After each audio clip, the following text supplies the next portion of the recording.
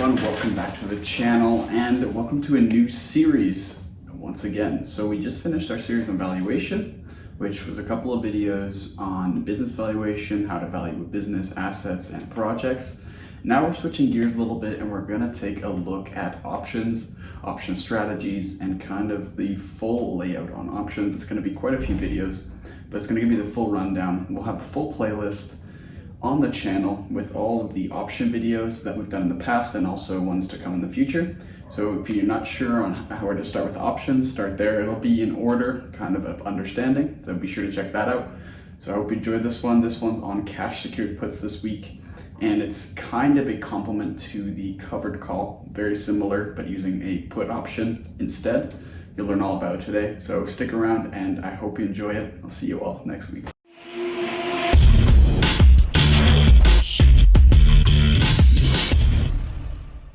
Hey everyone, welcome back, and we are back talking about options, and we're going to talk about another strategy here, which is cash secured puts. And this is going to be the start of a new series on options and option strategies. We've touched on some in the past, but we're going to make a full series on it now. Cash secured puts draw many parallels with covered calls, and we've already covered these in an earlier video, so you can check it out in this link here. So what exactly are they? A cash secured put is an option strategy that involves selling or writing, as we've seen before, a slightly out of the money or OTM put option and holding cash in reserves to purchase the underlying stock if it is assigned. The hope of the investor in this scenario is to obtain the underlying stock, which means buying it, at a price below the current market price. When assigned, we buy the shares at the OTM strike price of the option. For example, if the stock's at $80 and we sell a put with a strike price of $75 and collect a premium on that, if the stock then trades below $75, it will likely be assigned and the sold put option, and we purchase the stock at $75 and collect the option premium while closing that option contract. It's pertinent in this scenario that we have cash in excess of the cost to purchase the shares should assignment occur. Cash secured puts vary from naked puts in that they are aimed at price-sensitive investors looking to buy into the stock at a cheaper price than the current market price. Naked puts are aimed at more risky investors looking to simply collect premiums, much like covered calls. Whereas cash secured puts aim is to own stock in the end. Now let's take a brief look at exactly how it works when we actually do this. So it's possible to own the stock through option assignment, as we've mentioned. So if the stock price falls below the strike price that we purchase at, it may be assigned, meaning we must purchase 100 shares per option contract that we write or sell at that specified strike price of our choosing. In order for the strategy to be fully effective, we must have a short-term bearish outlook for the stock and a longer-term, more bullish outlook for this to work properly. This means that when the stock dips a little bit, we buy in at a better price and we ride the longer-term bullish wave in order to make money. The option strike should be bought significantly out of the money below the current market price in order to capture only significant downward movements in the stock price. We don't want simple, small intraday movements to trigger it. Now, if it's not assigned, we simply collect the premium from writing the option, let it expire worthless, and repeat the process. The beauty is that when it's actually assigned, the lower buy-in price is fully accentuated by the premium we collect, and this further reduces the cost basis even more of the shares. Now, some important considerations here. When we're writing options, it's very easy to get carried away and get overexcited, selling more contracts than you can afford to buy shares under, which is very easy to do, and we need to be very careful to not over leverage by doing this. For example, if you sell 5 put contracts, it may not seem like a lot, but you need to make sure that you can actually afford to purchase the 500 shares that these contracts represent with the free cash at hand at the strike price you specify.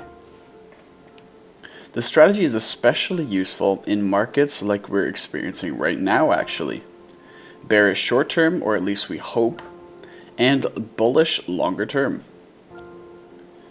Best case for this strategy, as we have slightly mentioned before, is when the stock price dips just below the strike price at any point during the life of the option, or just around the strike price at expiration of the option. This means we can collect the premium and write another put right away. We can also have multiple contracts open at once for different strikes and for different amounts of contracts, which makes it very versatile. If considering the written put option and the long stock position if assigned, profit is technically unlimited. But when we're strictly speaking in terms of just the written put and not the cash secured put in general, the profit maximize is equal to the option premium that we are given. So let's take a look at the Greeks, and if you don't remember this, we'll have the video linked here. So we can look at theta, which again is the time decay of an option, and it's very good for this strategy, specifically a positive and large theta, which means a fast time decay, erodes option value more quickly, making the option premium approach zero. So why is that useful?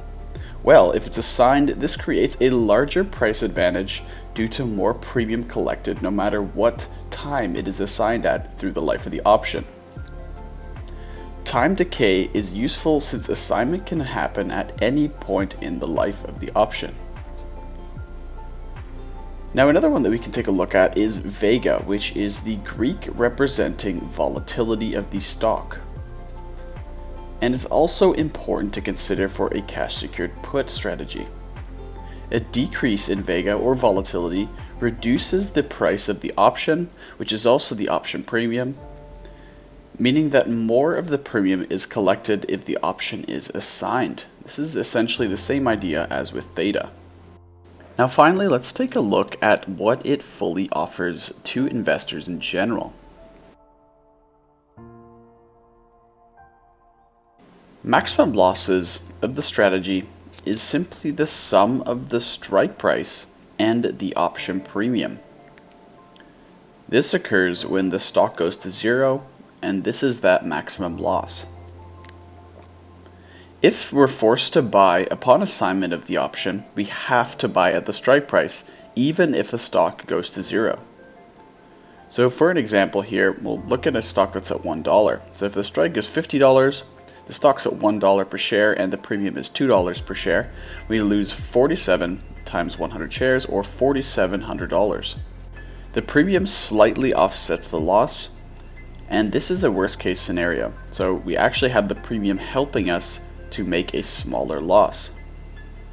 The cool part of the strategy is that we can keep collecting premium if the put is not assigned. Much like a covered call, we can keep rolling it over. Once it is assigned, however, we can use all the accrued premiums to lower the cost basis of the stock purchase by using all of the collected premiums towards the stock purchase. As long as the put option is not assigned, it becomes much like a covered call as mentioned, and it becomes an income strategy through collecting those premiums. Once assigned, we've earned some income and the stock at a better price, and there's only positives of the strategy if done with a stable company and ETF, ones that likely are not going to zero.